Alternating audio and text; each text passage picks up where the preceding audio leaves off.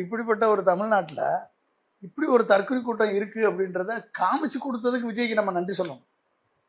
ஓ, இப்படி ஒரு தற்கொலை கூட்டமெல்லாம் இருக்கு. ஓ, தறிகட்டு போகக்கூடிய தற்கொலை கூட்டம், ம், வரமுறை இல்லாத தற்கொலை கூட்டம், புருஷன் எனக்கு தேவையில்லை எனக்கு விஜய் தான் வேணும்னு சொல்ற விபச்சார கூட்டம். விஜய் அண்ணா கல்யாணம் பண்ணிக்கிறோம், அண்ணாவா இருந்தாலும் அண்ணாவாகவும் இருப்போம், தங்கச்சியாகவும் இருப்போம், நாங்கள் தங்கச்சியாக இருப்போம், அக்காவாக இருப்போம், பொட்டாட்டியாக இருப்போம்னு சொல்லக்கூடிய ஒரு விபச்சாரிகள் நிறைந்த ஒரு ரசிகர்கள் இருக்கக்கூடிய ஒரு தற்கொலை கூட்டம் இங்கே இருக்கு அப்படின்றத உலகத்திற்கு வெடி காமிச்சதுக்கு நம்ம விஜயை வந்து பாராட்டோம். இப்போ நீங்க கடுமையா விஜயையும் விஜயுடைய ரசிகர்களையும் தொண்டர்களையும் அவங்க செய்த செயல்பாடை வச்சு விமர்சனம் பண்றீங்க.